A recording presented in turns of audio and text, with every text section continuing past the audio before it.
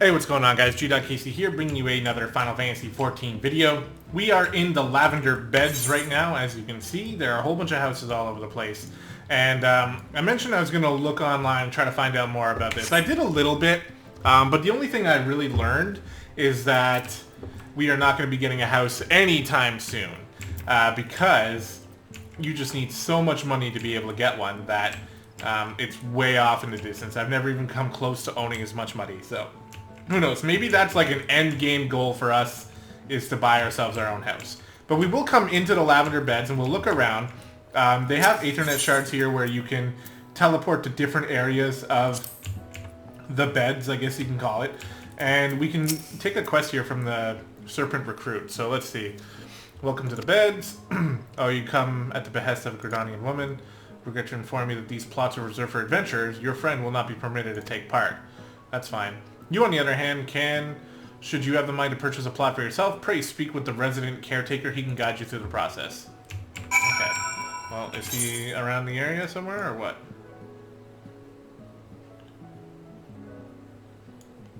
Or are we supposed to go back out now? See, this is where I get confused, because this area is gigantic.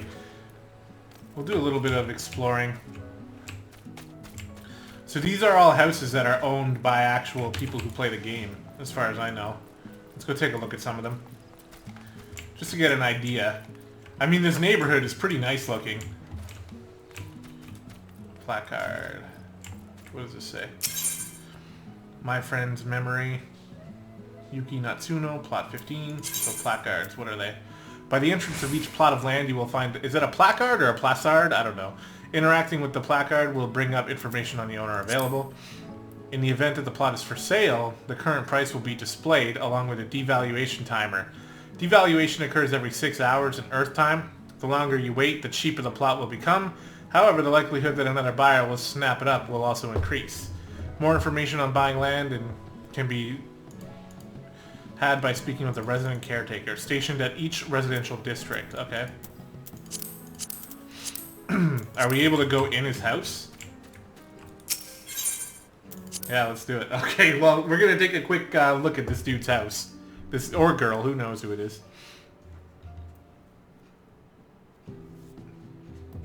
Hello. Oh, this is an empty house, isn't it? Who are these people? No one. This house is empty. There's nothing in here. I don't really know what I expected. So this is a pretty small house, I guess. So what I did learn is that there are small houses, medium houses, and large houses. But I don't know exactly what each of them look like inside. It also looks like there's like a wood house, a stone house, and maybe like a marble house or something else. So, you know, this is all stuff that we're going to be learning together and also not doing for a very long time. Because literally the costs were like 8 million gil and things like that. So, and we can actually take a look in a little bit. Let's check out one more house just to see if we can find something a little bit nicer. Like this. This one has striking dummies in here, so you can test out your DPS on a level 60 monster. What is this? Is that just a decoration maybe? I don't know. See, this place has a lot more going for it. There's even chocobos out here. Gigantic ones. Little chocobo hedge. Alright, let's click on the placard beforehand. Give this guy some credit. Job, destroy forces. It's a small house, okay. We'll go take a look and see what he's got inside, and then we'll head out. There's not very much production going on in this video besides just like looking at the Lavender beds and trying to figure out a little bit about it. And just raiding people's houses. Oh wow, okay. Look at this. So this one's got a lot more going on. Maybe these are like... these very well could be like merchants that you can purchase from just in your own house. There's a bowl of fruit on display on top of this glowing table. There's a gigantic bed here. And probably some chests to store things in. Additional chambers. Wow, look at this. This is kind of neat. Can we get in there? Excuse me? The workshop, specified chambers. Oh, so these chambers, so this might be like a guild hall. It could be. It looks like there's up to 15 rooms you can have. Well, either way, this is still pretty cool. So, but I imagine that this is like major endgame stuff. I wonder if these are actual people that bought the house. That'd be really cool if it was. That would be super cool. I'd love to see Wee Guy Crown up on a plaque or something on the wall. That'd be neat. Well, this is stuff that, like I said, it's probably going to be like endgame stuff for us. If we can get this far, then I'd say this is probably the best, like that's the best I can hope for, I think. But who knows? That is a long way off. I'll try to find this residential district dude or whatever, but it looks like the quest is leading me out of the beds, so we can go head out, I guess. But yeah, so there you have it, Lavender beds. Pretty cool looking. And there's a zone like this for the people who start in Limsa Laminza and for the people who start in Ul'dah as well. And I'm guessing that your neighborhood is going to look different. Like, look at this waterfall. That's so cool. It's pretty awesome. And if we click on the Aethernet shard, you can see there's just tons of different places you can teleport to where all the different houses will be stored. So, pretty neat. Alright, let's head back. Oh yeah, so I was looking here, and you can see these, so there's a number of wards. There's 12 wards with 60 plots in each one. And most of them are all taken, but I was looking down here and I saw one. Yeah, see, for a medium house, 8.4 million gil. For a large one, 23 million. It doesn't look like there's any small ones for sale. No. No. So if we had the money, we would be able to purchase a couple. Oh yeah, there's quite a few around the... I mean, by quite a few, I mean like... maybe like 10? Maybe a little more than 10? But yeah, there you have it. So very expensive stuff. Hopefully, we'll be able to do that. Okay, we want to leave the residential district. I have no idea where that dude is that we're supposed to complete that quest. I don't know. Maybe I should go back and look for him. I highly doubt that he's going to be out here. I feel like since we already sort of... Well, let's just get these off of our map. This is for one of the side quests we're going to have to do. But I feel like since we are already, you know, spending time in this episode hanging out in the Lavender beds, we should sort of, like I was mentioning in an episode before, you know, trying to keep the episode focused. Who is that? That is not who we need to speak to. Alright, let's take a quick look at our... where the heart is. Oh, it wants me to go back there? Okay. Well, let's go back there. Leaving the side quest. We're going to have to run back over here, but we'll be doing that in a future episode. I've decided now that this episode here is going to be strictly Lavender beds related. So we'll go and, you know what, in order to save you guys time and me time, let's just go ahead and teleport. Might as well do it. Let's save ourselves like 30 seconds.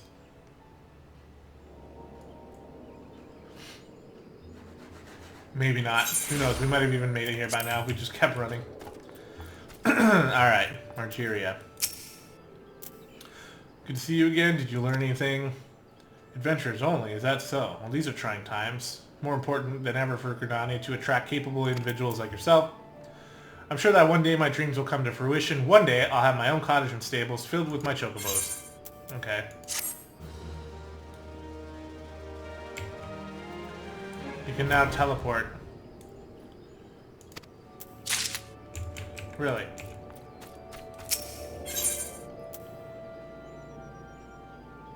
Okay. Well, I mean, I guess that is it. In that case, then, I completely changed my mind. Oh, why did I run down here? Let me out.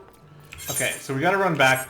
And I guess there's really not much to it. So, if you guys know more about how the housing works, then by all means, please let me know.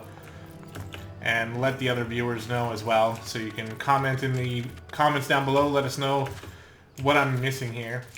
But I don't really think it's too much. I mean, I think really the basics are you just need to go get like 10 million gil, and then you can buy yourself a house if there's a plot available. And then I'm sure once you buy it, you know, you purchase that area, and then you get a house that you can plop down, and it shows up as an empty house like the first one that we were looking at, and then you have the ability to fill it up with all sorts of different things. So at that point, I'd be hoping that we'd have our crafting classes at a higher level as well, so that we can actually, you know, make money. I'm assuming that's how we're going to be making money, by crafting and selling on the marketplace. And that's all stuff for the future. Alright, so let's talk to these guys. I don't really know what we're doing. I guess we're just giving this stuff to them.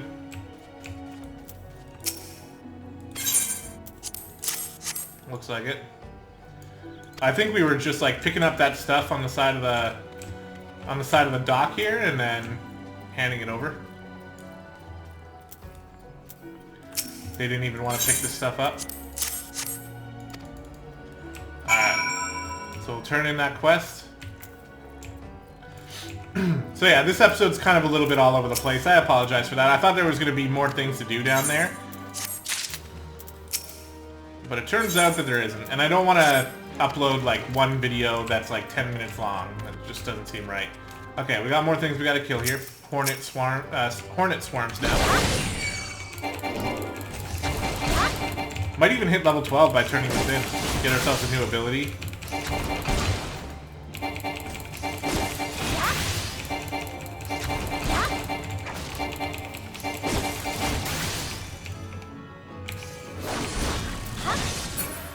Alright, one down.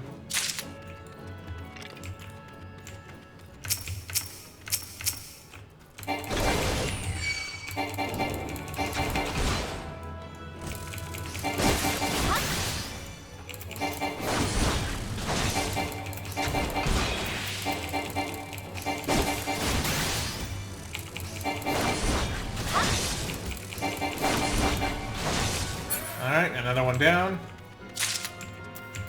Two more. Alright,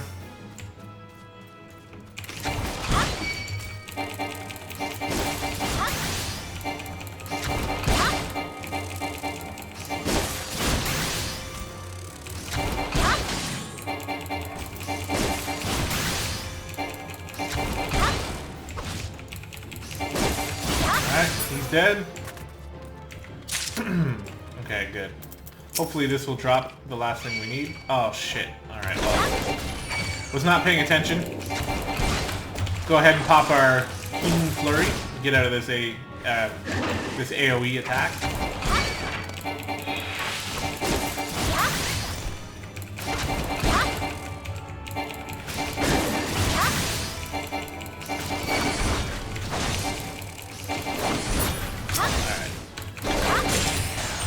Finish that quest, we'll kill off this buzzard.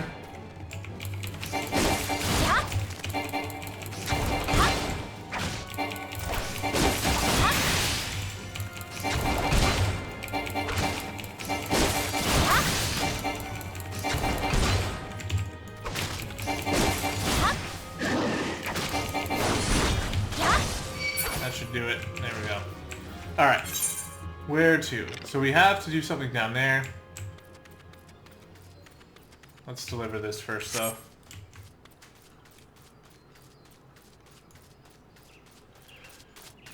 Nice day in Gridania so far. You guys could probably hear my dogs flipping out in the other room.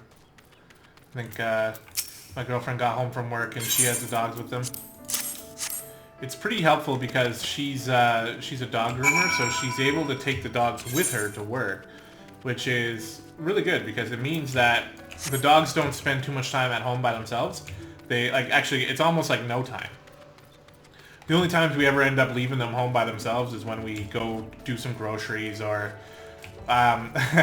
we've been taking them out for a walk and then, like, having them dealt with so that they're all good, and then we go out and play Pokemon Go together without them. Sometimes we take them with us, but it's a little bit of a hassle because the one dog, the younger one, Mo, is a super friendly dog. Like, he loves everyone that he sees, which is great, but what it does is it causes him to go a little bit crazy when he, like, sees other dogs, but not in a bad way. Like, he'll see another dog, and what he does these days is he'll, like, lay flat on the ground. It's like he understands... I'm running by these guys, by the way. It's like he understands that, you know, in order for them to come to him, he needs to lay down and calm down. But then as soon as they start getting closer to him, his tail starts wagging like crazy, and he gets all...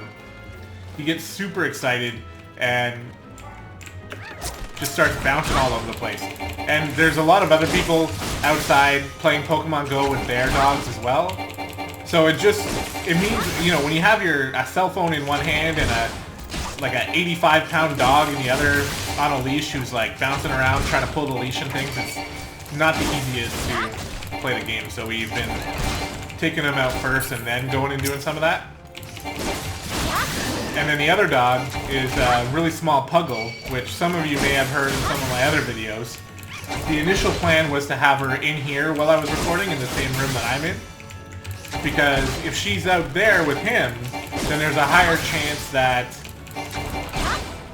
they're going to bark out there, because they play together and they get all riled up and they yell at each other sometimes, which is probably exactly what you're hearing right now.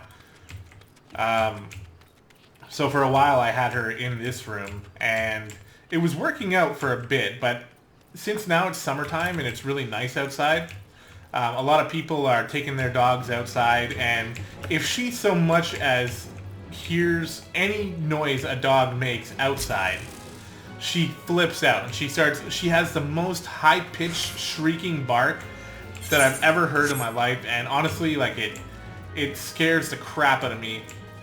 It's because it's so, like, the only way I can explain it is like staccato. Like, if you're familiar with music, it's like a sharp, out of nowhere, incredibly loud and high-pitched noise that just literally, like, if she were to do it and I was playing this game, I'd like it scares me to the point where I'm like letting go of the mouse, and I don't know, I can't handle it, even though I know that potentially it could happen. It just scares the hell out of me every time. So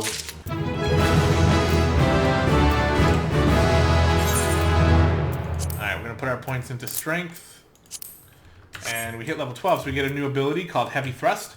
So this one is going to be one that we're going to be leading off with. So any ability that you have that either provides an additional effect, like a slow plus 20%, or in this case increases my damage dealt by 15%, then you want to get those off first. I'm going to put the slow up here just for now, because this is one that I'm still unfamiliar with how I'm supposed to use this in a fight. Like, yeah, it slows them down, and the slow effect, like, it causes them to attack less often, but I don't know. I mean, I'll probably add it into the rotation later, but for now it's just something that is I can't really find a spot for it. Whereas this one, Heavy Thrust, is going to give me a buff that allows me to do more damage. So of course I want to make sure that is up at all times. So I'm actually happy we learned this move, because it's going to give us something else to think about during the, you know, the early level monotony of battling. Because now at least I have a buff I have to keep up, so it'll give me something to do. But yeah, so anyway, I had the dog in this room for the longest time, and then she started getting into the videos to the point where it was too much. Like, because once she gets going, she almost never stops.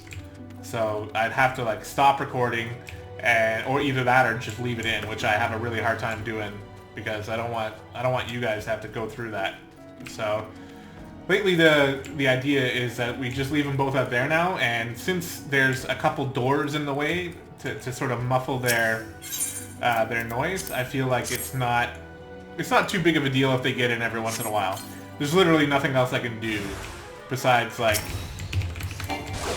what? I don't even know what else you can do. Alright, so we can see... Whoops, I got a little bit thrown off there. We can see our buffs up here. So we want to make sure that it's always up as often as possible. And actually, even what I just did there would be considered a bad play.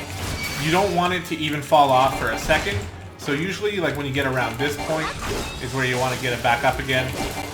But it does mess with your combos, so I'm still kind of trying to figure out, is it better to break the combo to keep that buff up? I'm thinking maybe not, but it should help me in terms of being able to kill off these enemies a little bit quicker, so I'm happy with that. And again, we'll find a spot for slow at some point, or for faint. I just don't really...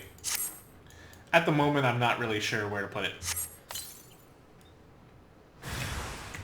Alright, so we'll pop off. What is that called again? Heavy thrust. Get our damage going. And then get our combos going. Make sure we get out of these AoEs, which are a little bit harder to see in the daylight. And we dropped our damage. So we'll let them do that. Get our damage back up again, please. Alright, there we go. It's going to take some practice for me to keep that buff going. Like even right now, I should use it. There we go. Buff is refreshed. And then I guess I'll just use my number 4.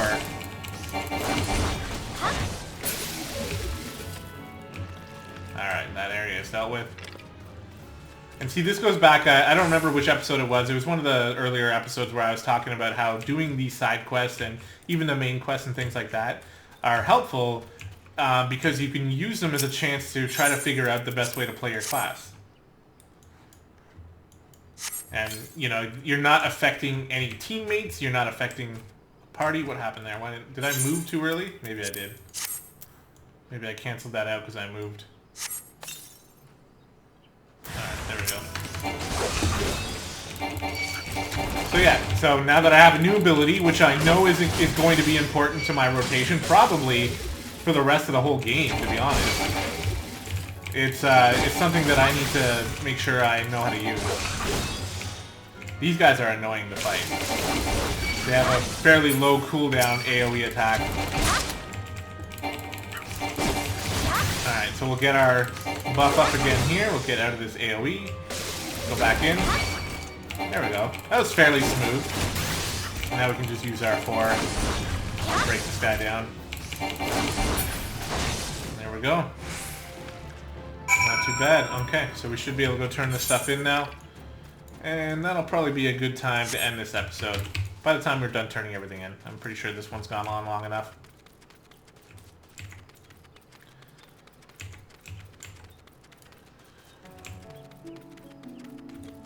So yeah, anyway, that's the story about the dogs. They're both, like, generally very well behaved. The smaller one, the Puggle, is, she's got a bit of an attitude when it comes to me, specifically, because when we moved in together, you know, she was, I don't really know how to say this. It's not like it was a really bad thing, but it was, she had, like, not as much discipline. And when she moved in and she, you know, had these bad habits, I was like, oh, don't worry, I can fix these.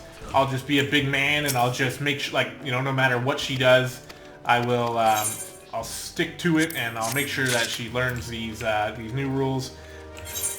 But the thing is, like, I've had very little success. I'm usually pretty good with dogs.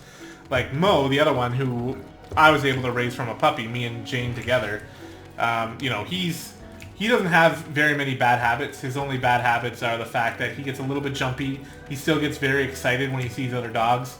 But there's no aggression there at all. It's all just like, oh my god, I love everything so much that I'm just going to explode with love. And he even, like, curls his tail in and everything. Like, it's pretty funny. But, you know, that's the only bad habit. But he's like 1 year old, right? So he's still learning. He's still got time to grow up, so I'm not too worried about it. But with the Puggle, it's every time I tried to be, like, firm with her, she would either pee on the floor, like, right away, as soon as I'm, like, angry or trying to give her some sort of, like, trouble. She just pees right on the floor. Alright, what do we got here? So these shoes are going to be pretty good. So let's throw those on. And let's take a look here. Have I been neglecting... Oh my god. Okay, yeah, I'm level 12 now, so there's some things I can use. So a new feather something, that was called? What was that called? The feathered harpoon. We have a goblin cap, which we're not wearing. We don't need to put that on. There were some gloves too, wasn't there? I don't know. No, it looks like everything we have. Oh yeah, there's some shoes, so we'll put those on. And we just earned some shoes that we're not high enough level for. We have to be 15 for that. So we'll be able to put those on later. Yeah. Oh, no, this one's better. And the ring, not too important. Okay. So we're all equipped to the max so far. And yeah, so anyway, there's a story about the dogs. I feel like I left that a little bit unfinished. Actually, no, we've turned everything in, so we'll jump back to Gridania. But yeah, I'll go out on these tangents from time to time, especially when we're just leveling. I won't always have something to talk about, but sometimes I will. That's something I'm trying to get better at. Like, the one challenge I have with this type of Let's Play is the fact that, you know, there's a lot of grinding. And eventually I'll get to the point where I can do some of the grinding off-screen. Oh, whoops. I did not mean to do that, actually. Shit. Well, okay, now we have to, wait, are we in a sanctuary? No, we are. Never mind. We don't gotta go anywhere. We're gonna stay here. But yeah, it's a challenge because there's going to be a lot of, technically, downtime where I'm just sort of battling, and I'm not going to be like, oh, I'm hitting 2, hitting 3, hitting 2, hitting 3, like, just over and over again. But I'll work it out, and hopefully you guys will enjoy it. So I'll talk to you guys in the next one.